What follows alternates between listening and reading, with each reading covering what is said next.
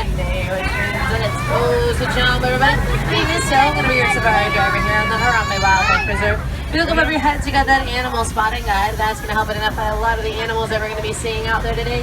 May not be able to see every single one of them, but we usually have some pretty good luck. I'm also not able to stop every single one, so every cameras and cell phones out and ready. Majority of the pictures you're going to be taking are going to be while the truck is moving, and if I do stop for any animal, it'll only be for a few seconds at a time. So take advantage of those moments when I'm stopped out there to take as many pictures as you can.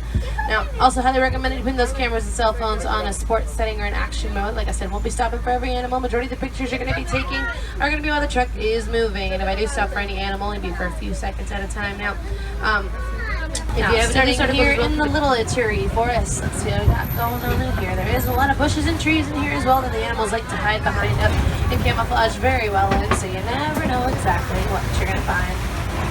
So let's see, on the right hand side, animals over there with the black and white stripes, his hind legs and okapi.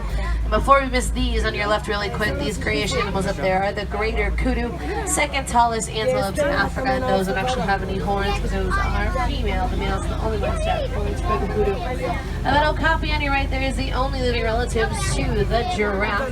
They have a lot of similarities, like very long tongues, also same amount of vertebrae in their necks as well, even though their necks are a whole lot shorter. Now keep in mind that all the animals on this reserve are free roaming, which means they come and go as they please. It always goes at finding them at the right moment. So let's see. Alright. Got a black rhino coming up on your left hand side over here.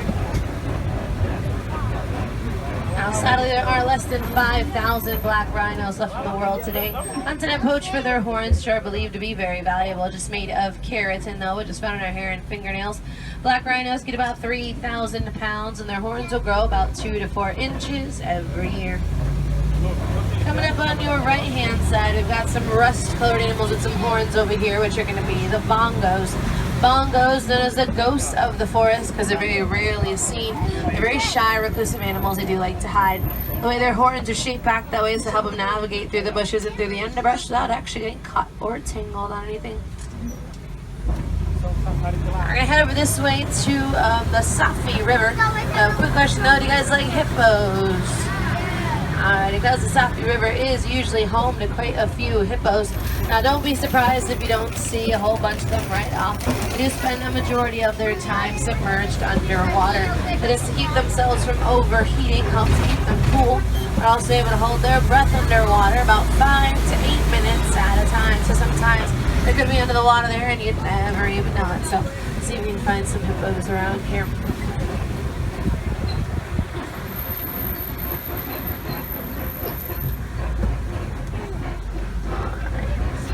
Further down, let's see, he's having on that side right now.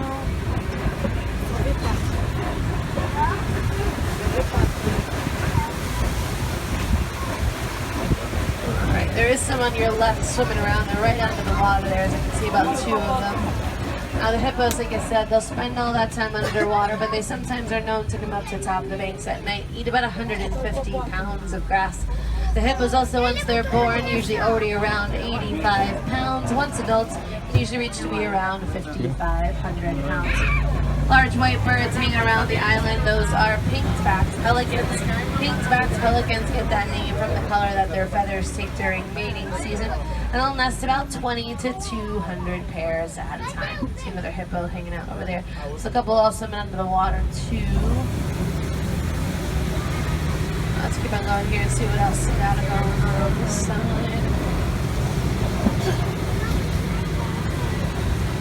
Alright.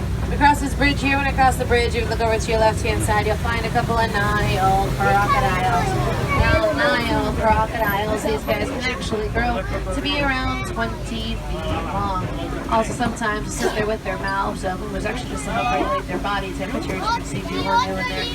What they'll do is release a lot of heat from their mouths to help keep their temperature down, help keep them nice and cool. We're going to head over this way to a different part of the reserve. We're going to go over to the savannah. Now, the savannah is home to quite a few other animals. I think you guys might actually find a little bit easier to recognize. Animals like lions, zebras, giraffes, cheetahs, and maybe even some elephants. You never know. There's a completely different ecosystem over on this side. Now, speaking of different, though very upside down looking tree here coming up on your right hand side is a baobab tree. Now, baobab tree is known to survive very long droughts by storing water in their trunks. They also go leafless like that about 9 months out of the year, which does help them live over 1,000 years old. Now over here, we're going to start to see one of my favorite views of the whole reserve, which is the Serengeti grasslands. Now the grasslands here can stretch over miles and miles over East Africa. Also act as a superhighway for a lot of migrating animals. Now when the animals make their way through the grasslands here, what they start to do is they shape the landscapes made by those animals that live here. So animals like elephants, for example, that act like bulldozers, knocking down the trees to eat them. So animals like giraffes do is they act like pruning shears because they are so tall. They eat the undersides of the trees, therefore letting a whole lot more light in to let the grass grow. So animals like zebras, gazelles, wildebeest, things like that will actually help mow down the grass. And small little nibblers like warthogs, for example, will help trim around the edges, so it ends up being a perfect. Alright, these are a little bit trickier to see. There's some inside the cave here on your left, and some of the very back against the rock wall as well. The black, brown, and white spotted animals laying down are the African wild dogs, also known as the painted dogs.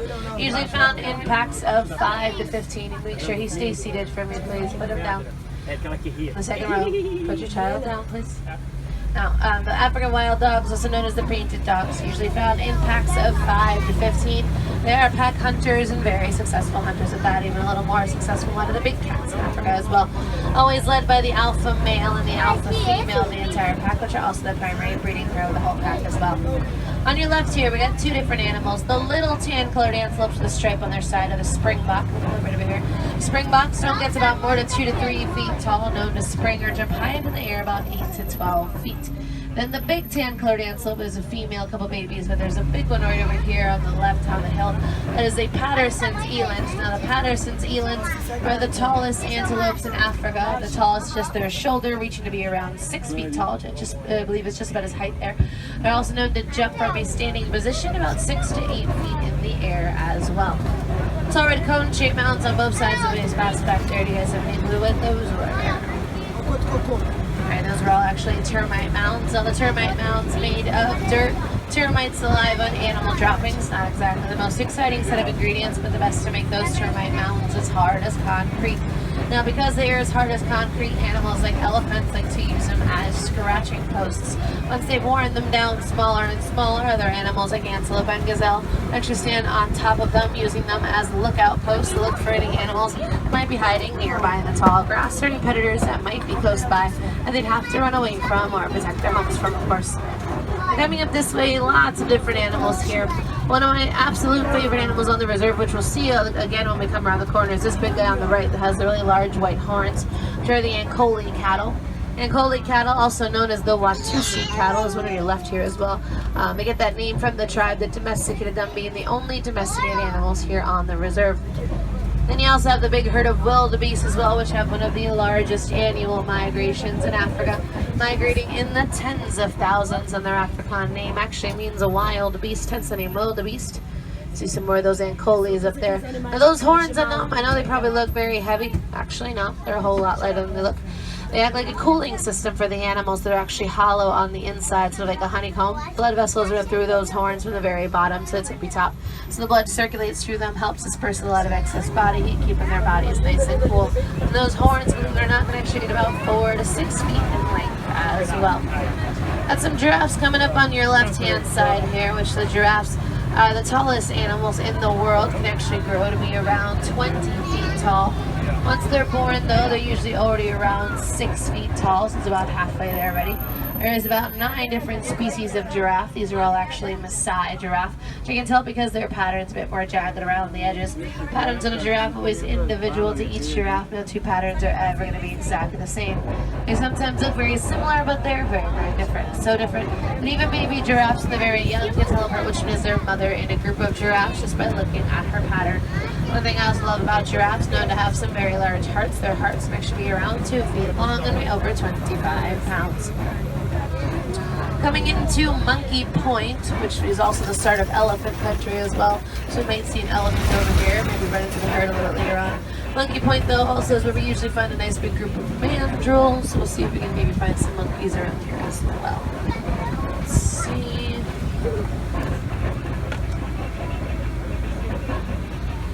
Don't see any monkeys. Oh, actually, he's walking along the back left there. He's against the wall. He's about to disappear, but a little glimpse of him there. The mandrills are the largest monkeys in Africa. Male can get to about 100 pounds. Female, around 35 pounds. A dominant male of them would actually be pretty easy to find. He'd be the largest one of the whole group. And has very vibrant red and blue markings on his face and on his bottom as well. Now, over here, I see some elephants. There is, let me see, is there any more here? No, I don't see any sign of them there, so we'll keep going here, but I think we're probably getting pretty close to wherever the herd might be, so I'm going up this lane. Just gonna give that truck in front of me a little bit more room there. To the red clay pits. Now the red clay pits are always a really good sign that the elephants are most likely been around there recently, since they do like to eat the red clay. You get a lot of beneficial minerals from them that you can't get anywhere else. Sort of like what vegetables are to us, the red clay would be for them. And that's in addition to what an adult elephant can actually eat, which is about 300 pounds of vegetation per day. Now, what our conservation teams are doing is they're studying the way that elephants communicate to see if we can better understand how they interact. That's a farmer's crops. So the farmers are doing is setting up beehive fences around them to help keep the crops safe, the elephants away, or to harvest the honey from the bees as well. Herd of elephants is right around the corner here, the little one there. Now you probably saw him throw some dirt and mud on his back. You can see it all on there. Elephants do like to throw that on themselves. It acts as a natural sunblock for them, since they do have some very sensitive skin. Looks like the rest of them should be just ones here. It looks like they're on the other side of those trees there, so we'll head around this way and get you guys a closer look. We're by the watering hole as well, so let's head on to this side.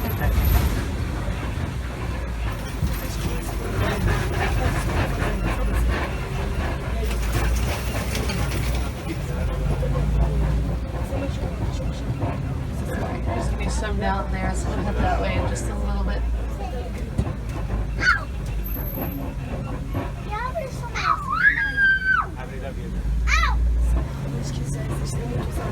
Alright, so we got, there's about 2 or 3 that are behind these trees over here on the left. The rest of them, I believe, are down by the watering hole, so let me get over to them in just a little bit. Now, a lot of these elephants as well, you might notice they like to flap their ears a lot because they have blood vessels behind their ears. And when they flap them, the blood circulates, so it actually helps keep their bodies cool as well. Let me move up this way. See a couple of them back there. Now, all these elephants here can get a little over 10,000 pounds, sometimes up to 12,000, so some pretty big animals there. Now, a herd of elephants like this one is more of a matriarchal unit, which means the herd of actually which actually means that they're led more by the female and their young. So now elephants, once they get to about 13 to 15 years old, is when they start to keep themselves a little more secluded from the rest of the herd, occasionally visiting them to mate with the females.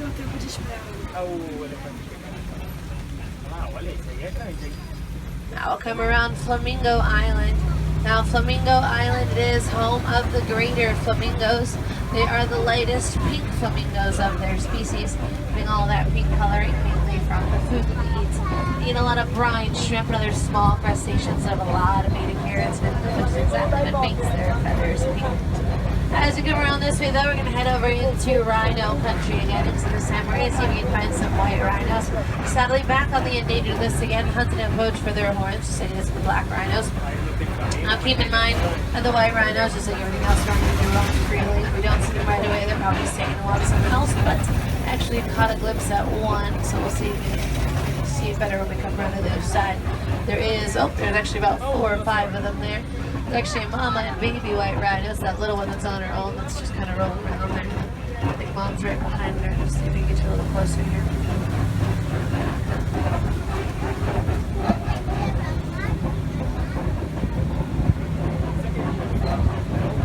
Now the white rhinos can get about 4,000 to 5,000 pounds, a little bigger than black rhinos. Now, white rhinos get that name from the Afrikaan word "vite," which means wide, not white. It is actually referring to their mouths. They have some very wide, broad mouths. There's no way to tell them apart from the black rhino because the black rhino only is a little smaller in size and more of a pointed triangular lip, while the white rhinos have the wide, broad lips. It's a pretty simple, easy way to tell them apart that way. Now this area up ahead here is where we usually can see some cheetahs hanging out, which is not always the easiest thing to spot though because they blend in very well. See if we can find one. I think I do see one that's actually very far away. Actually, yeah, there is one that's on the far left against the back hill all the way up there. It's a little difficult to see it, but there's one laying down. We'll see if we can find some more here a little easier. Let me see. Okay, these ones that I'm seeing are a little difficult to see, so resist the urge to stand up. But it's on your left bottom right, and right at the base of this tree there's actually two of them laying down there. The cheetahs are the fastest land mammal, can run about 60 miles an hour. Also known to have some very good eyesight, which does help them hunt, and they are daytime hunters, not nocturnal hunters like other big cats you can think of. Now, since we're on the subject of big cats, we're going to get up to a large stone formation here called a kopie. Kopies are home to big cats like lions, so we're going to see if we can find some lions. There's two. There's a male and female lion coming up on your left-hand side over here asleep on this rock. Now, pretty cool to see them out in the open like that, even asleep out in the open, just because for one thing, lions are usually inactive about 18 to 20 hours a day.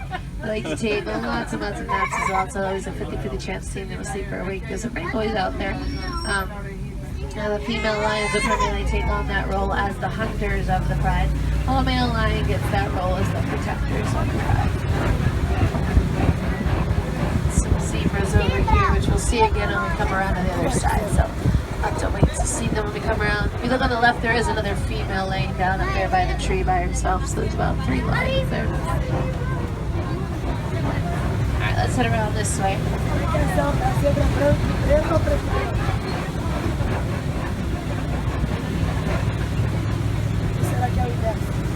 Burrows over here, which usually means warthogs.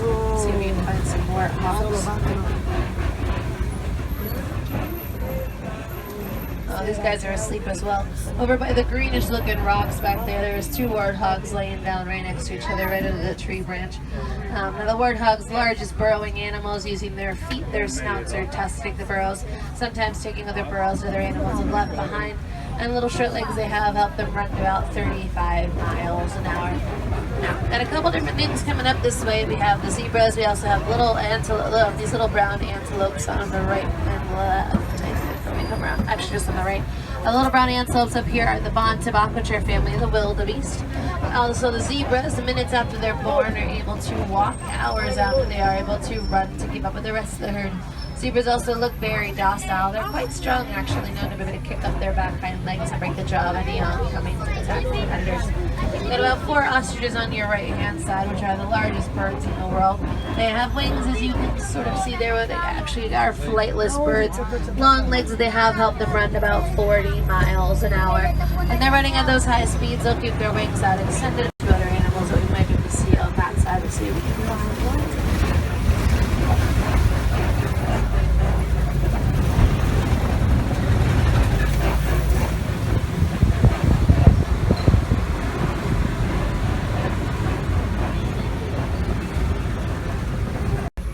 Whatever it is hiding on the far right behind some trees back there.